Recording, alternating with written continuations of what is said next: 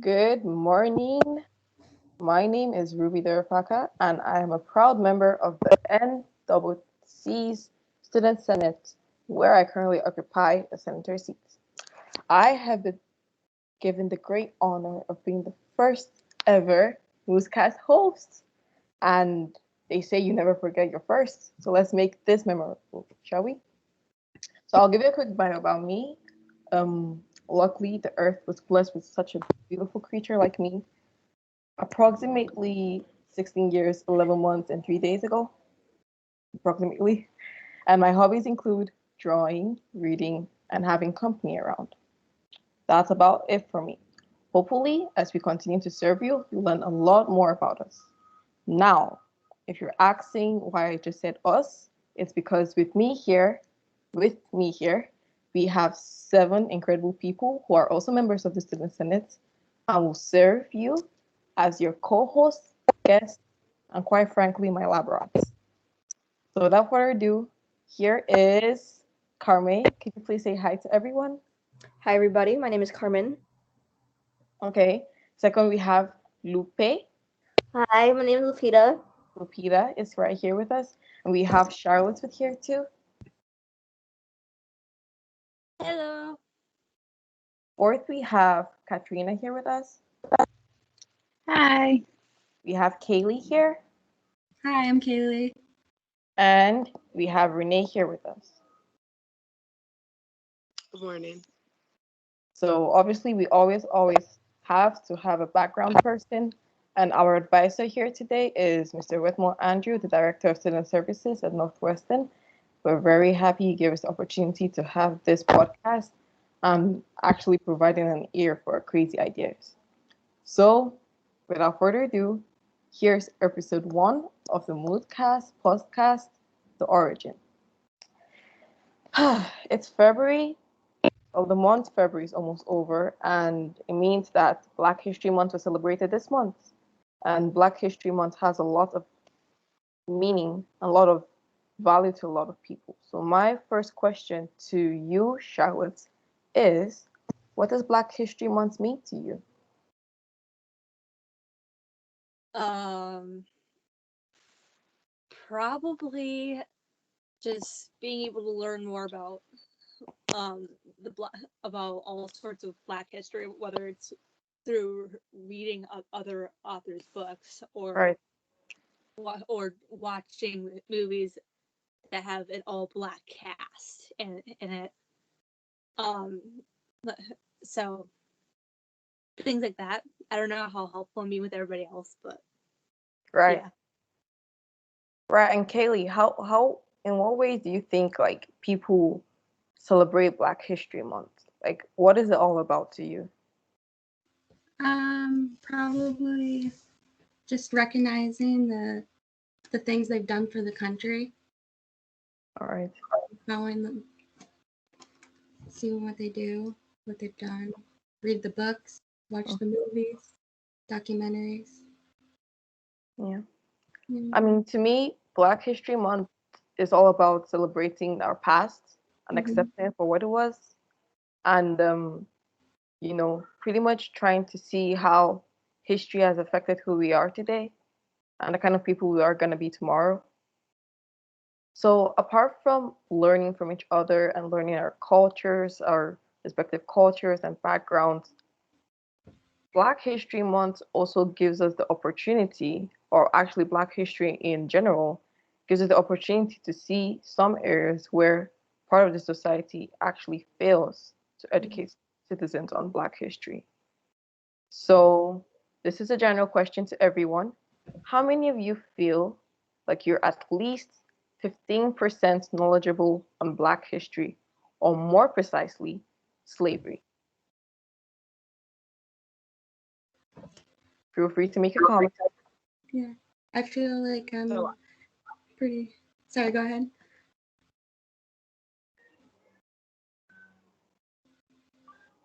no, go ahead. Oh, okay, sorry. I feel like uh, history is one of my favorite subjects in school, so Right. learning a lot about it now. Well, Cool. So I'm guessing that leaves So, the in rest my of us. personal opinion, Please go go ahead, ahead, Ruth. Renee.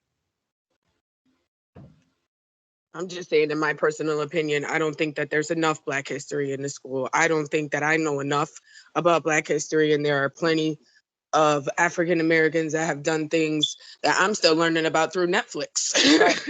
So Right. how do I know more about African American history through Netflix than I do from, and I'm 35 years old and I'm a high school graduate and, I go to college. So I definitely think we need more. Right. Carme?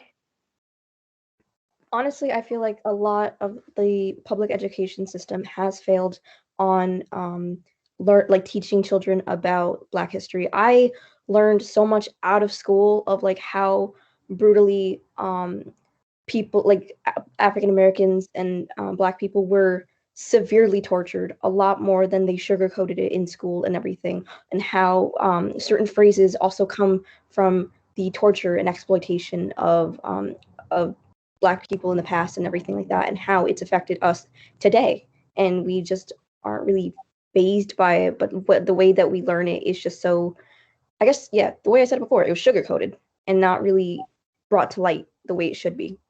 Completely agree. Completely agree. Yeah. And just like Renee and Carmi have said, basically, I can say that the US educational system really sugarcoats, like, I'm talking sprinkles and syrup. Diabetes sort of sugarcoats slavery and Black history in general. They give you the sanitized, polished version, you know. And in my case, even as a member of that community, I'm very, very underinformed on my history, on the history of my ancestors. Now, in my case, my get out of jail card is the fact that I did not attend school in the US. My high school wasn't in the US, it was in a foreign country that worked with the British curriculum. So we pretty much didn't have Black history on our curriculum. It wasn't something that we were taught. And then I never went into history, so I never actually had the opportunity to learn anything about that. So there is actually a study that shows that only 8% of high school students are actually able to identify slavery as the main reason for the Civil War. About half of them stated that tax protests were the main cause. So people are graduating from high school with pretty much no knowledge, no actual factual knowledge about slavery. Teachers were also surveyed in the study, and it turns out that 66% of social studies teachers discuss the immorality and inhumanity associated with slavery to their classes. That means a large percentage aren't actually talking about the immorality and inhuman acts that were associated with slavery. Renee. Okay, so I think that a big part to do with that is the curriculum. And because they are so on top of the curriculum that they allow to be taught in the schools, that they're feeding everyone a line of crap instead of the truth. Yes, Carme. In my opinion, I do believe there is a lot of nationalism in this society. So they don't really want to, it's not the fact that they don't want to take responsibility. They just want it to seem like it was a lot less, how do I put this? It was a lot less worse than they really thought it was going to be. Or like, it's like a linear, it was bad and now everything's great and our society is perfect now kind of thing.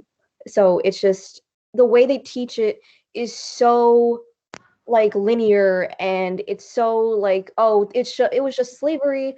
They were released, and then there was a civil rights movement, Martin Luther King, and then Malcolm X was bad because he wanted people to be able to protect themselves. And now our society loves each other like the way a lot of people want it to be, but it's not the way it is, honestly. But I think it's because it's a big part that plays into it is nationalism in general. Charlotte.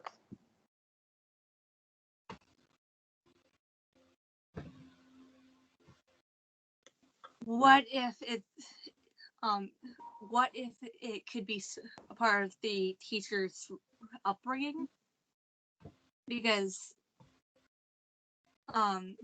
you know how some people were brought up with like some sort of racial, I don't know how to put this, but you know how some families were brought up to be very racist and all that? What if that has to do with what if that has to do with the teacher's, like, I don't know how to word it besides that. Like, what if that has to do with that person's upbringing with, like, the times and all that? Can't hear you, Ruby. So I guess you're saying that you're asking, why is it that you're saying maybe it's possible that a teacher's upbringing might affect them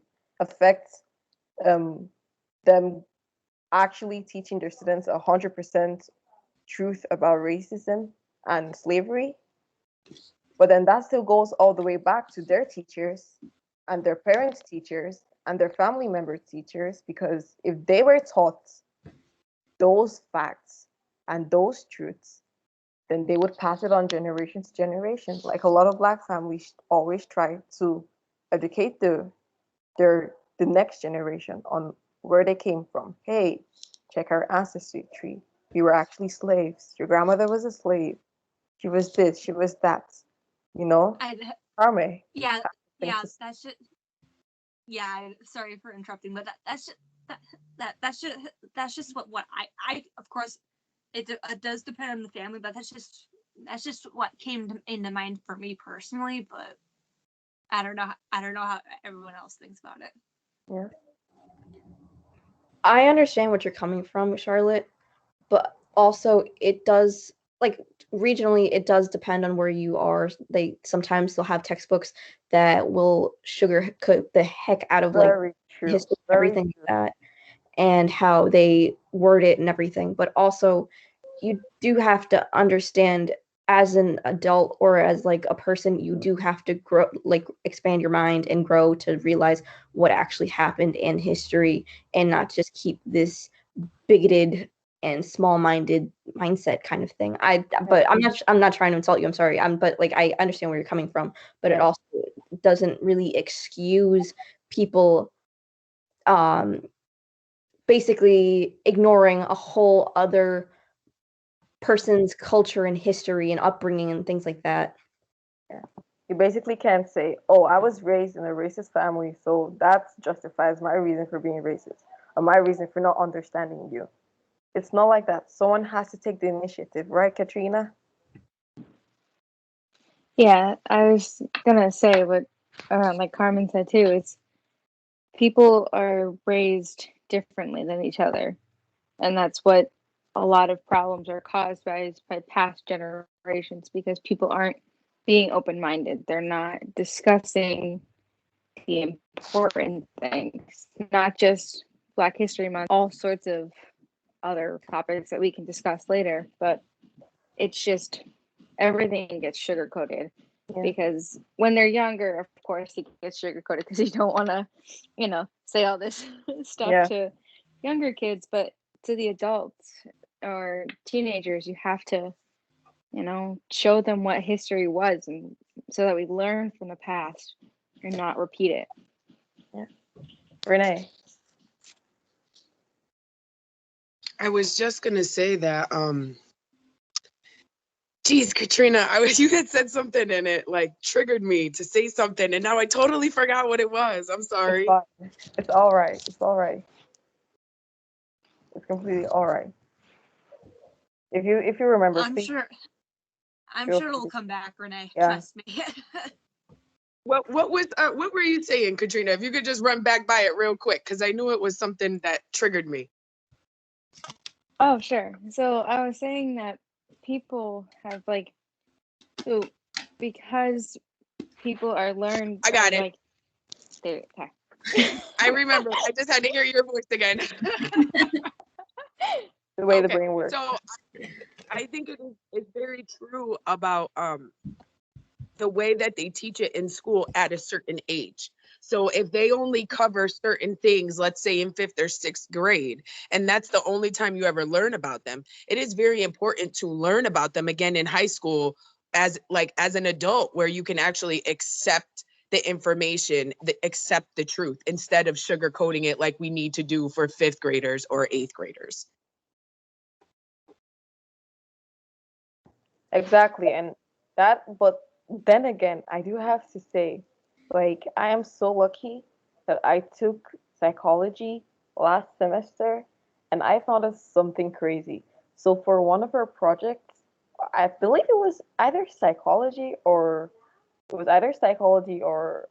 I don't remember the other course, but we had to do a research and I found out this project called Blue Eyes versus Brown Eyes. So you can literally go on YouTube and search blue eyes versus brown eyes, and I will leave the description or the link for that in the blog because Moosecast Podcast also has a blog too. So in this project, a school teacher who has been teaching, she was teaching kindergartners from while they were in fourth grade and third grade and fifth grade. She taught like a range of classes from the time of when like the civil rights after the Martin Luther King and everything and up onto like current time. So she devised this project like it actually got like CNN special and everything. So she devised this project where in the first day she divided the class. She told the class they were going to have a special project and then she asked the class who had brown eyes and who had blue eyes. So she divided the class by color of eyes. And then on the first day, she treated the brown eyed people like they were supreme.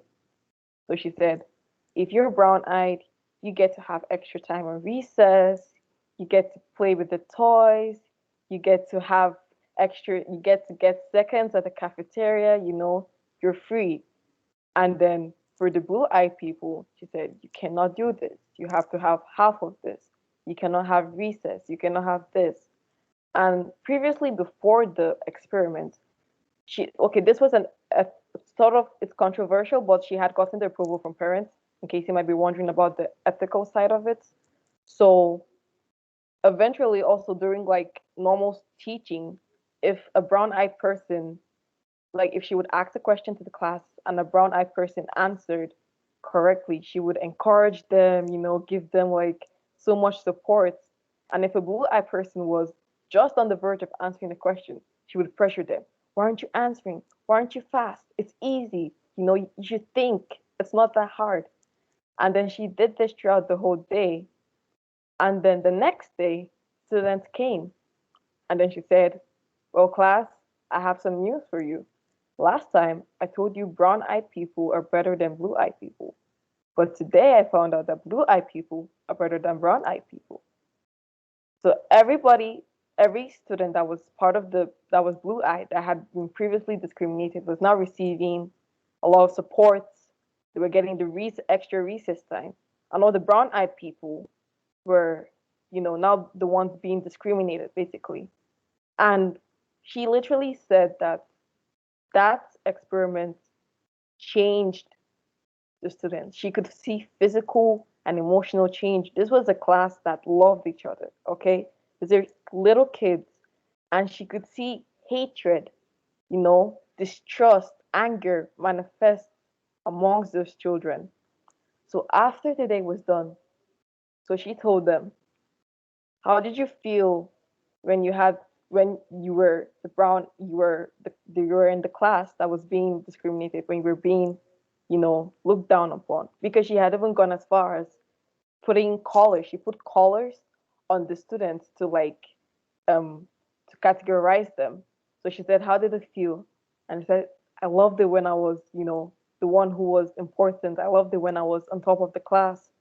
And then she said, how did it feel when you were, not giving recess time and everything? She said she didn't like it. It didn't feel good. So she asked because brown-eyed people were the people that were first praised. So she asked the blue-eyed people, "How did you feel when you finally like got the support and everything?" She said it felt good, and that they really hated like the discrimination that they got, you know. So she told them, "The way you feel is bad. It's not something anyone should feel." So this tells you that judging people based on their eye color doesn't make any sense, because everybody, regardless of your eye color, should be able to have recess or be able to answer questions and all that. So she said, how does the same thing apply for people who look different, people who speak differently, people who have different skin color? So with that, she was able to impact those children with the basic building block of racism, of discrimination, how it should not work.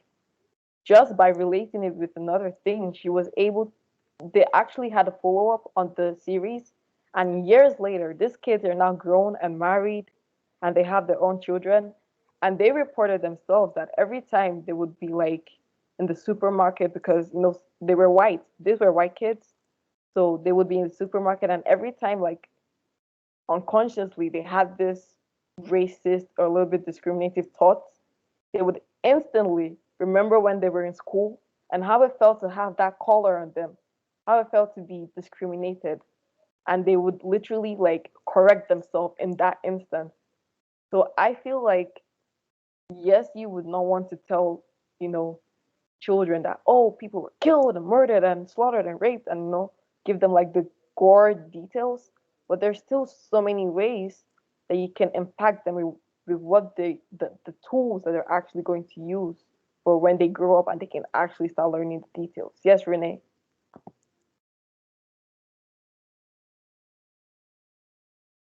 Renee.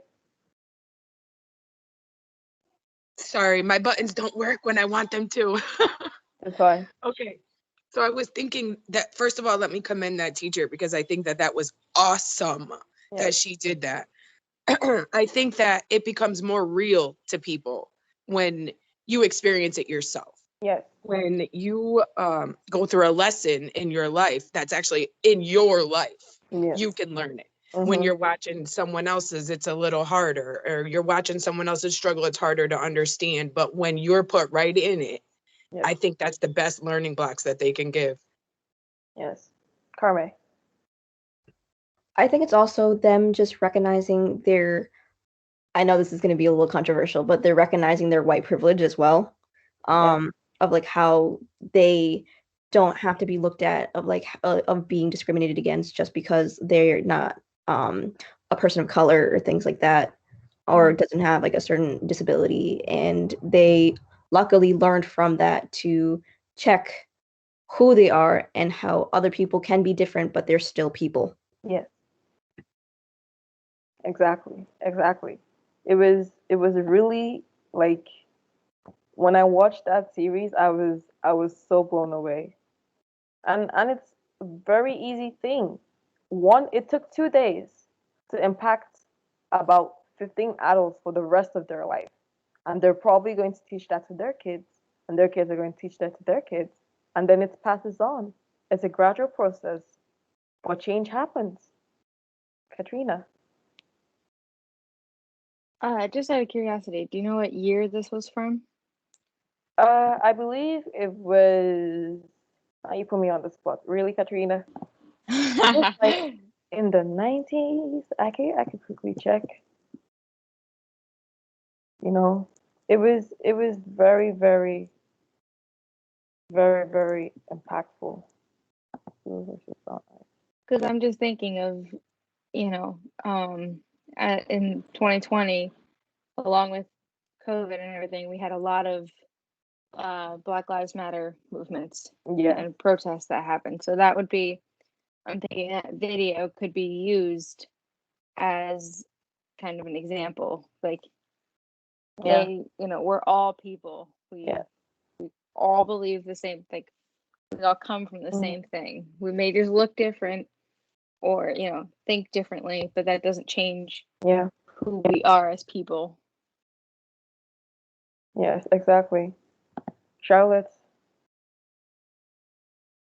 I know on I know with like popular TV shows like Chicago PD, one of the lead stars, I think, Jason Beagle, I cannot pronounce that his last name for the life of me, but like the main dude, I think at the time, especially when the Black Lives Matter movement was like on full blast over the summer, I think he wanted to incorporate the racism that happens on a daily basis through like onto the show, especially since one of the stars is black essentially. So I think it's cool when someone that is not a person of color just recognizes that and wanted to incorporate that into the show. But that's just me. Yeah. Katrina, you asked for the date. So this actually happened in April 1968. And the teacher's name is, or was, depending on if she's still alive, hopefully, is Jane Elliott. So Jane Elliott was the one on the experiment was actually on third graders from a small all-white town of Riceville, Iowa. So, Carme? Okay, how do I put this? This is my opinion. A lot of companies and like shows and things like that, the only like sometimes in my opinion, because it's a corporation and things like that, the only reason they do that is so they don't lose contributors or like customers or whatever they want to do with that. And it's not just in the interest of like the actual movement itself. It's mostly just so they don't lose like people to buy their products or to watch their shows and things like that. But that's just me. Yeah, they most And times not they do it to prevent backlash. Because yeah, they, oh my yeah, God, how can you have an all-white cast? How can you not have one single black or person of color or different person, it's in your series or showing your products? That's why I think a lot of times now you see in fashion blogs and TV shows on products, like they always find a way to, there's a white girl, or there's a brown girl, or there's a dark girl. It's like it's everywhere. It's in every commercial. There's always two people or three people. One has straight hair, one has curly. You know, I I wouldn't think say it's just if backlash, like to prevent backlash, but it's not really in the interest of the Black Lives Matter movement yeah, or in the interest of people of color, to be honest. And even if they do have a black or a person of color in their cast, yeah, I think it's just they don't really care. They just yeah. want more views and ratings and money. There are shows though.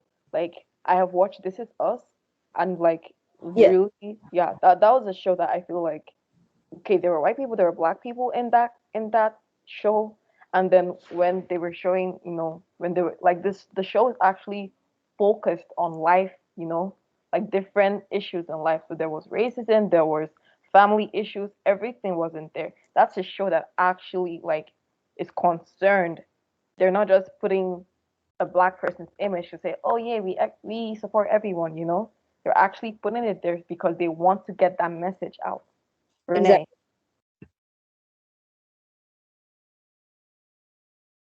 So I just wanted to tie that back to how Black history isn't enough at the schools. And me being a parent of teenagers, I went to the same high school that my kids are going to right now. And I Mhm. promise you that they have the same biology books that I had. And it's crazy because my cousin, my sister's boyfriend's cousin, I just take her as family, but she's 40 and she had the same biology book that I Okay. had that my kids have. So I feel like the focus should be on getting the money to these schools and getting the textbooks either written or updated, because we're learning things. My kids today, they learn more from me than they're learning at school because the textbooks are not updated and up to date. And I don't know if that's the failure of the school to put the money where it belongs, or a Yeah. failure of us not giving the schools enough money. But that is something that needs to be fixed. So I will say something, Renee. I actually have something on that. The fun fact, which is actually not a fun fact, is that um the textbooks are like written for states. So basically, from the research that I've done, you are free to edit or reverse a history textbook. And most of the times, people who actually revise those textbooks sometimes are not even historians. They don't have proper information on history.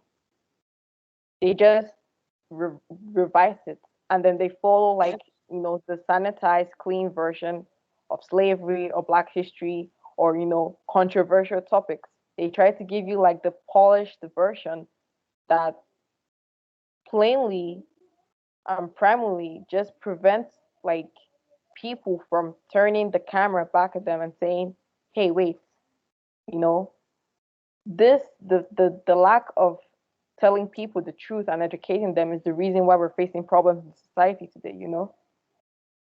So they keep that version, that clean version, so that like no one starts asking them questions like, hey, how do we change this? What can we do, to improve the situation? Yeah, Charlotte.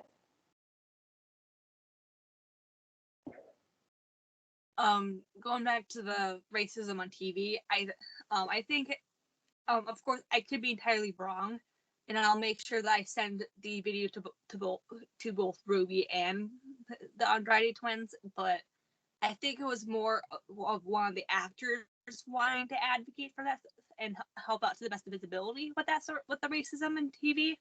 Mhm. I could, but of course, I'm not gonna. Of course, I could be wrong. I don't exactly remember everything off the top of my head, but I just wanted to throw that out there that I'm pretty sure it has to do with that one of the actors wanted to advocate for the and help out to the best of his ability. But Yes. yeah, Yeah, a lot of actors use their limelight, their spotlight to like advocate for other things, for other movements and everything. So, Carme. Okay. But going back to the textbook thing, there is a lot they don't really show, and especially the fact that it's sugar coated.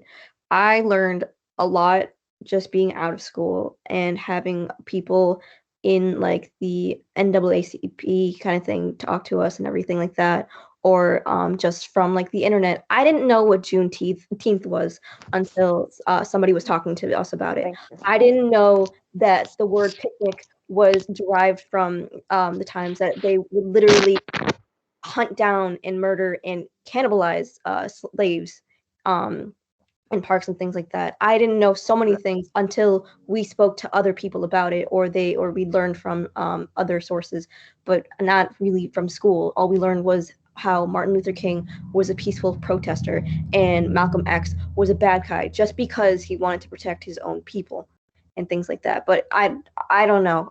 Maybe that's just, I don't know. I just think that it's not fair for people to never really know the full extent of the past and how we can learn from that to move forward and not have history repeat itself. Oh my goodness. Thank you so much.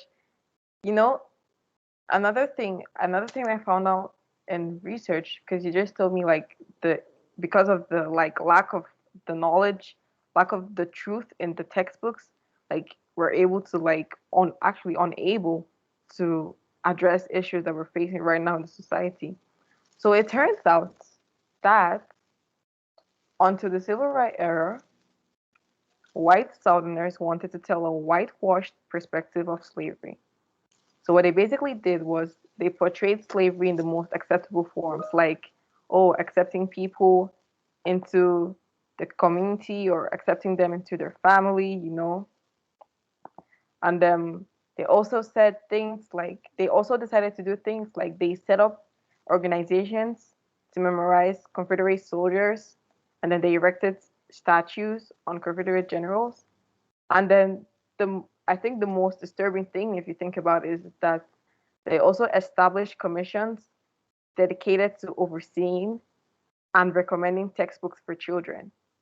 So we're saying like since years ago, basically the same people that were previously or were at that time still involved in slavery were making textbooks about slavery and distributing it to all the children. So you can imagine, like, let's say the textbook got made today and distributed to all the kids, and those kids grow up and then they use maybe a reverse version of that textbook. It's still probably the same information, like Renee said, of having like her family member or her friend having the exact same textbook as her, and then her kids are having the exact same textbook. So you can tell that for years they have just been feeding, that's like literally brainwashing people with that information because they have been in charge. It's like you're committing crime or you're in charge of the police station. No one's going to catch you because you control everything. You're in charge, you know? Yes, Chara.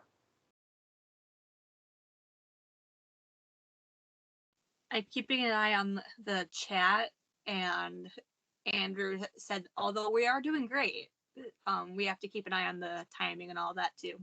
Yeah, I saw that. So I believe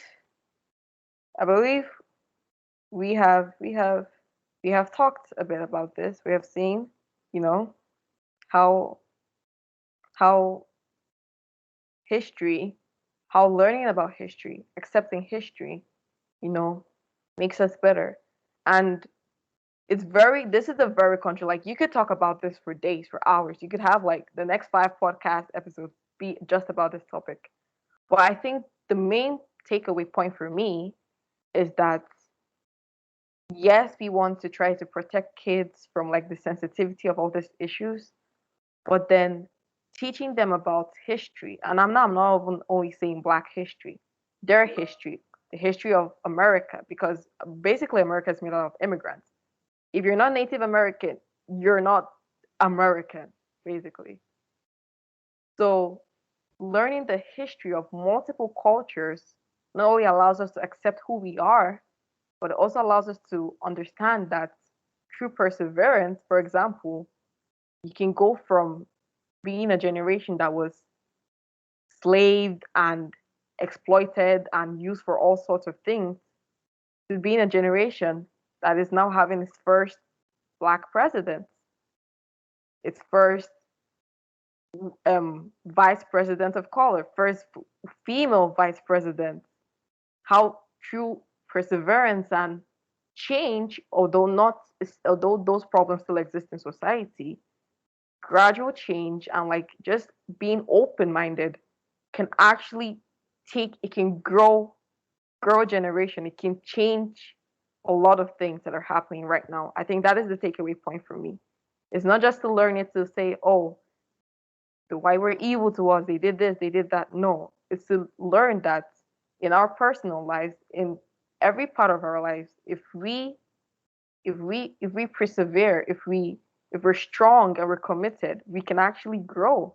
We can actually change, you know? So I think that's the takeaway point for me. Would everyone like to say anything before we move on to the next segment? No, I completely agree. Okay. Thank you so Me much. too. I think Thank you. So that was deep. That was deep. I mean, that was deep. Let's go on a little bit. Let's go out of the room that has the giant elephant in it and let's go to like a chill room right now. So our next section is gonna be on the top 10. Actually, I have a list for you. It's the top 10 most weird slash useless powers. And this was given to us by our Senator Kaylee. So I actually did some research on it too, and I was laughing my head off when I saw all of this. Like it's crazy what people can think of. Like one of them I saw was like the ability to turn into a brick once and forever. Like who needs that superpower? It was crazy. So I believe all of you should have the file. So I'm gonna start with number one. And all of you, I just want you to like give your opinion on that superpower. At the end of the day, we are going to We're going to vote on which is the most useless and which actually could be pretty useful. Okay. Number one is the ability to fart different smells. So, who has something to say that? That's probably the most useful one out of the list. I agree. I have to admit, Then you could I read through these and I was laughing hysterically. Just, Yeah. up in my room by myself, just laughing hysterically as I'm reading some of these. Way to go, Kylie. I appreciate this. Yeah. But karma is like all straight face. Like, is it that useless? No, I'm sorry. I got a little distracted reading all of them all at Oh. once. Yeah. So, I mean, let's talk about that. The ability to fart different smells. When would that be useful? all the time. All the Like time. no one would ever know. Like you don't even ever have to Well- worry about it ever. You could just be like, oh, roses for real. That's Yes, exactly true. Just, sure. but then you could also use it like against someone and make it smell really, really, really bad and then just walk away. I know that if I were to have that as like a superpower, I would only use it to get either toxic people to go to like get the hell out away from me, or because Smart. we all know we all have some sort of like toxic person in our life, Yeah. or just to drive my family nuts. I mean, different smells. I mean, I would purely use it for evil. Like, I would just go to my friends and be like, "Do you want pancakes?" Poof! I like pancakes. Like you're so evil. I'm like, I know, I'm so evil. I know. That would be, and I would probably like, I would try to make it a business. Like, you would never have to do production again. Just give me a bowl of beans, and then I'll get you like any scent you want. I will give you lilies. I will give you roses. I will give you, and I would try to make it a business if I actually had that power. That's what I was just gonna say. I just paid $90 for cologne for my father for his birthday, right? So if they pay that much for smells, then we could make a business out of this. If we could just bottle it, we'll be good. Okay, yeah. So unfortunately, the Andrade twins had to leave, and Kaylee actually also had to leave. So we still have Katrina and Charlotte here with us, and Renee. And don't forget Andrew's in the background. So that was, I mean, four different smells. That's just anyway. Number two is being able to always tell the color of the next gumball to pop out of the machine. I I don't see that one as like something important because you can see it coming down the thing. I mean, what about the ones that don't come down? What about the that just shoot out? I mean, Well, then you ruin the surprise. The whole I point of missed them it. is to like, oh, the next one is being able to always tell the color of the next gumball to pop out of the gumball machine. Okay. But I feel like the whole point of the gumball machine is to be surprised of what flavor you're gonna get. Yeah, I agree. But then it wouldn't be for you though. I saw this on the internet, and then someone actually said I would make a lot of money on this because they would be like, step right up. I Yeah, get the next color of gumball for 5 cents absolutely. or for Oh, 20 cents, and they'll be you like, could make it into like a and it's carnival like, carnival game. I guess it. I'm like, blue, red, orange, and it's like pew pew pew. Give me that 75 cents. Exactly, and then you would like become like, I mean, people become popular for like crazy reasons. So you would be like the gumball whisperer, you know? That would be crazy. That would be. I would feel like that would be like the best carnival game ever. Yeah. It's like, step right up. I can predict the next color of that gumball. Exactly. Wanna bet me? Like, Yeah. And the number 3 is super slowness. that's why would you want to go so slow? I just like I I was so speechless when I saw it. Like super slowness. That would be Honestly, I would much rather have like super speed because then I can just, if honest I have to go run somewhere, just and back. there. Exactly. Yeah. Well, what would I do with super slowness? Like I've been I get trying anxiety. I'd be such an anxious person. I'd be like going 100 miles inside of myself. I know, but I can't honestly, move. you would waste like the whole of your life. How would you go to the bathroom? It would take you forever.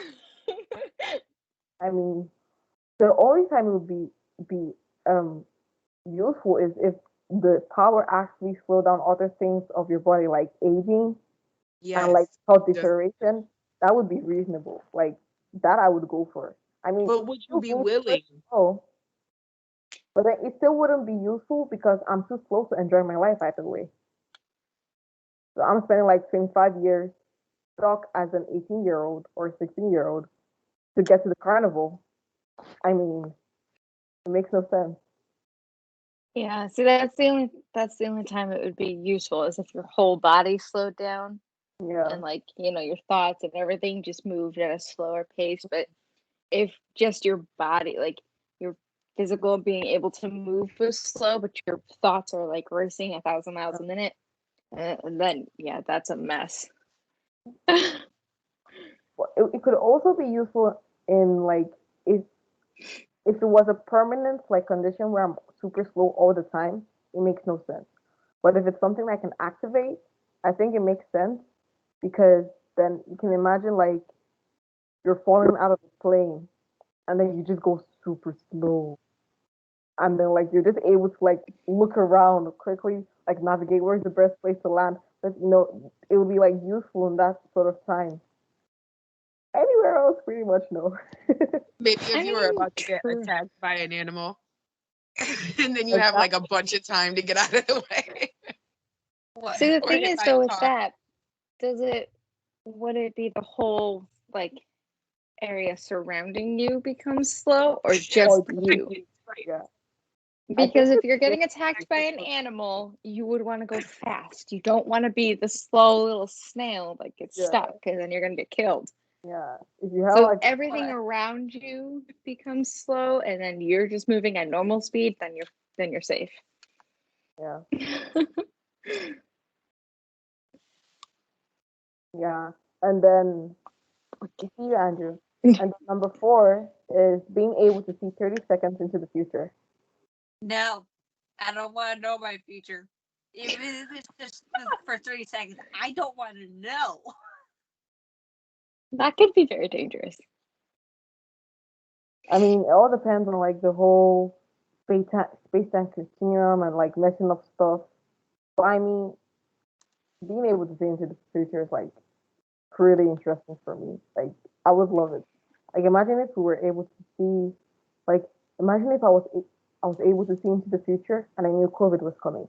Like, I would make like thousands of banners, like everybody put on your mask, and like that would be like very useful in that sort of sense. I mean, true, but Yeah.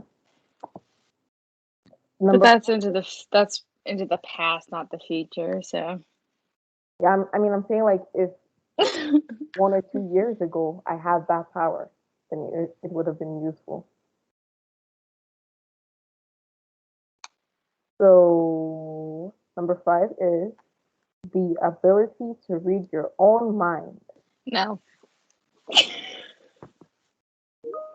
If Mm, if it was to read Hell someone no. else's mind, then maybe. But if it's my own, no, thank you. I actually think that would be a great thing. Because like if I can see into my own mind, like I could be like, all right, see, you're being exaggerating over here. You didn't remember that, right? You need to fix this part over here, make this a little bigger, like if I can look into my own mind and all of the parts of our brain that we don't use, and then I'd be able to figure out what do those things do? How do they work? And you know what I'm saying? Even if I can't change it, I'm aware. I mean, true, but I mean, we're pretty much just trying to like find the good out of all of this. I think people who post it on the internet will like literally read your own mind, like read my own mind, like plainly. Just like when I said that would be cool. Like I could like instruct all my cells like to keep regenerating like at a healthy pace. I would never fall sick. My immune system would be like awesome. You know, like my hair would be long. You can imagine like you're all never the overthinking things ever again. exactly. I would be like a whiz at math and chemistry and all that stuff. That would be crazy. Yeah. And number 6 is the ability to fly in Venus. So you'll be able to fly, but only if you're in Venus. I'm not going. I'd rather stay on ground and just not. Like I'd rather keep my sanity, stay on ground on Earth, enjoy my time. Exactly. The only time that would I'd be use that if it was like I was getting older and I did all the things I wanted to do with my life, and then being able to fly and going, then I'd be okay if it was like the last thing I did the with my last thing life. to do.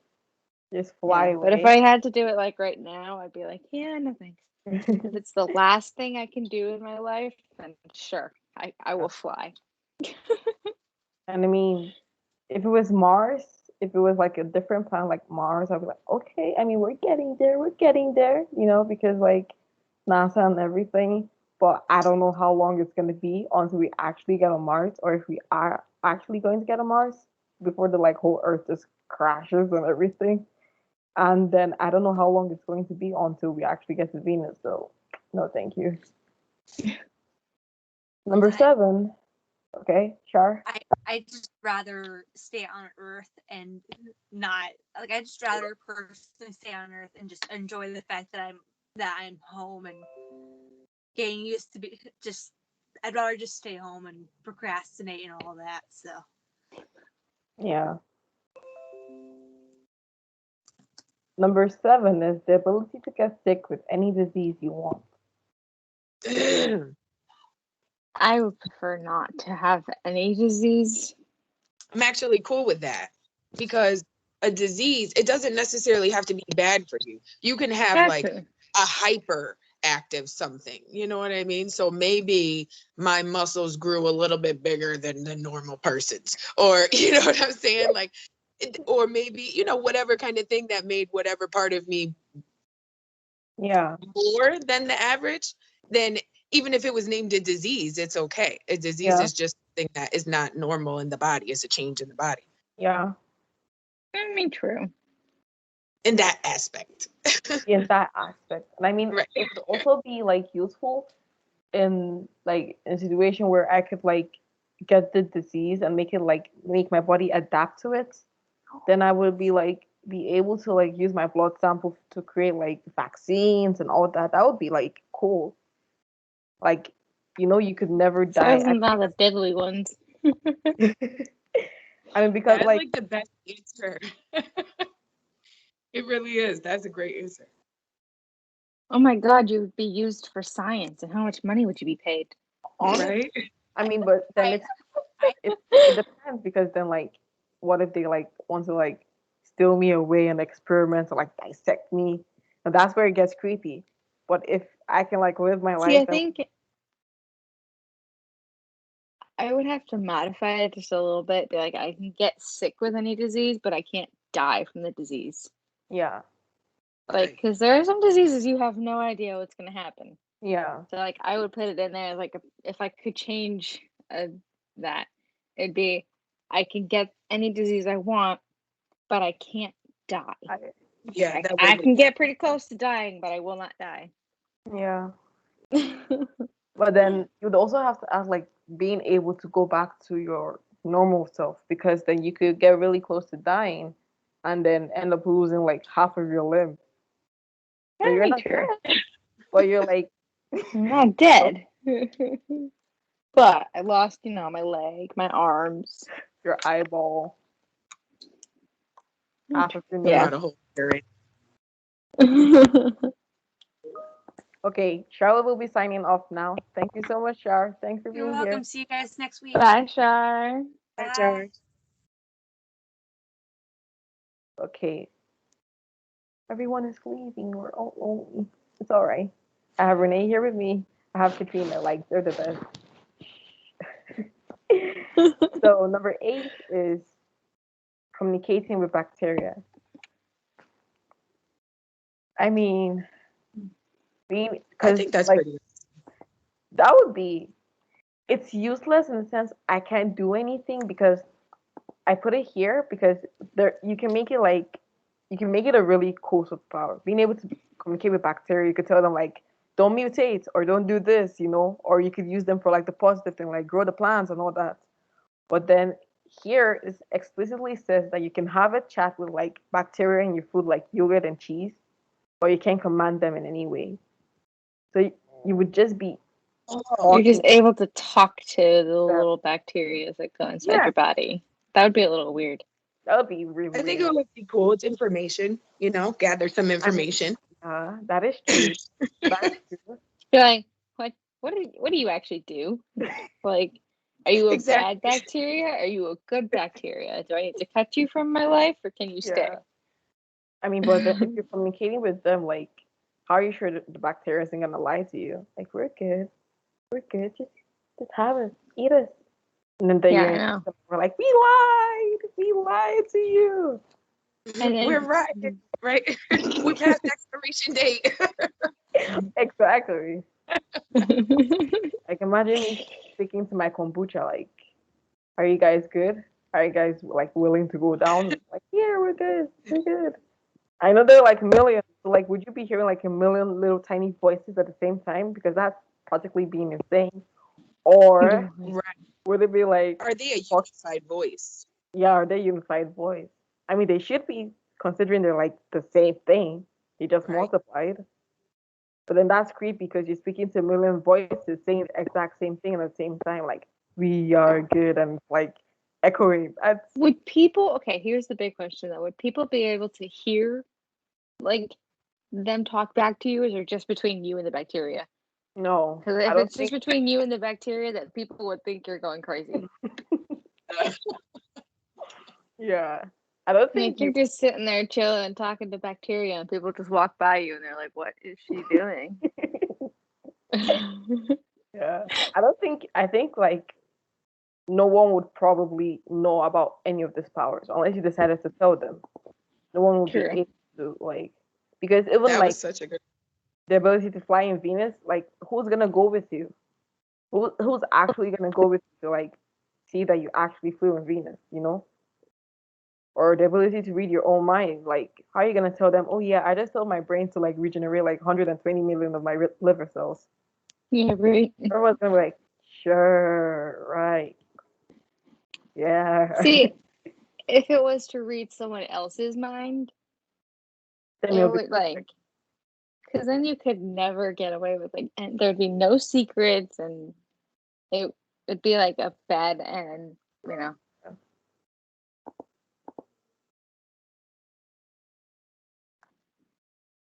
Okay. And then we have to wrap up right now. So we'll just do number 9, number 10, and then we'll leave everyone with a question for next podcast, for next episode. So number 9 is the body being able to turn invisible, but clothes don't become invisible. So you'll be invisible, but your clothes will be on. So how useful is that? It's gonna sound really weird, but it would be kind of cool. I think it Because would be like cool. you could just walk around, like all you would see is these just clothes just kind of following you. Yeah. And then of course there could be some people that are just running around naked and you would have no idea. Yeah, see, That was I think you hit the head on the nail with that one, because you just don't have to wear clothes. Yeah, And then no one would ever know, right? if you're invisible, no one can see you anyway. So you're just wandering around butt ass naked, and you're just like dee, and no one would know until you turn your power off. like I actually think that's a great superpower. I think that should be on that's like a good the list. superpower. Dude, Well, I you mean, could it would scare depend. so many different people. Honestly, I would use it to scare people like so bad. I would If too. with the clothes, Oh, yeah, I would I would get like a Grim Reaper costume for Halloween and just be Just floating like up it. really great. That would be priceless.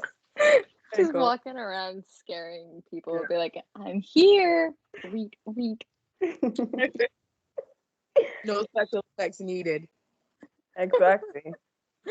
I could use it for so many reasons. Like, that would be pretty useful. Pretty Yep. useful. I determined that one very useful. Yeah. And then number 10 is the ability to be swallowed whole by a mouse. Why would you want to be eaten by a mouse? I don't know. So with that question goes, am I being like pooped out whole by the mouth? Like, do I turn back into my normal size when I'm pooped out? Like, there's a lot to that question, I feel like. Yeah. That leaves the door open for There's so many possibilities. possibilities. You're right. Yeah. Am I just gonna be stuck inside and just trapped inside a mouse, or Yeah. do I end up I think getting do I get shrunk to be small Yeah. and I just stay small and I expand inside and then Yeah. I mean, Blow them out. I don't know if the actual ability possibilities is are like endless. the ability to like for a mouse to, I don't it might not even involve shrinking. It could possibly It would just have be to like be. you could just like Mhm. just change your form to another form and be able to like Yeah. or also depends on if it's to shrink, then I probably would shrink and not try as much as possible not to be swallowed by a mouse. I mean, but what if one of the disadvantages is that every time you shrink, like automatically all the mouses on Earth, all the mice on Earth are like attracted to you.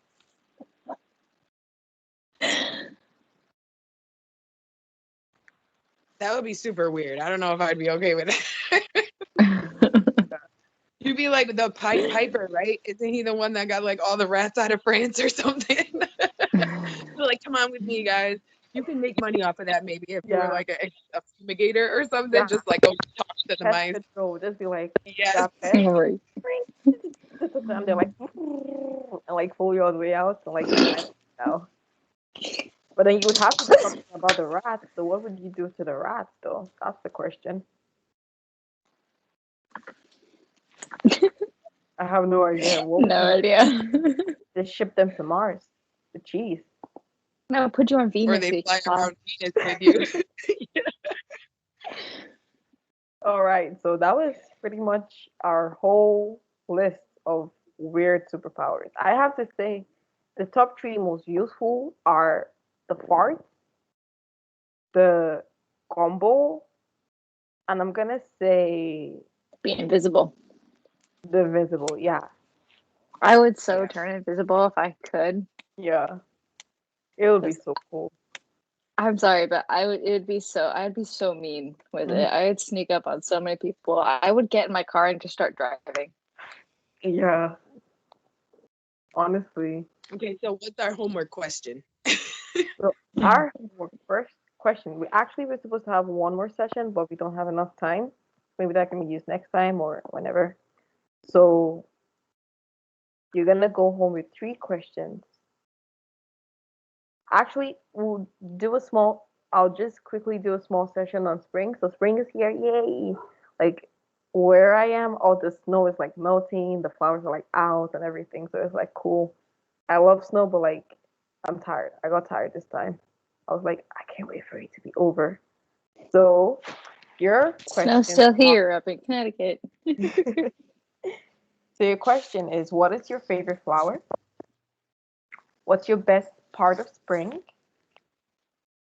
And then one question that probably will be used for the next deep part of the deep session of the Moosecast is where is it? What is the most courageous thing you've ever done? So you guys keep that in mind, and then you can share it if you like think about it enough and you feel like writing something on it. You can share it on the Moosecast team, and then I will write a blog about this episode, and I will share the link with you guys too, and then we can do that. Well, this has been fun. Yeah, this is fun. Yeah, Enjoy this. yeah, I liked it. It was real cool. I I was had a good time.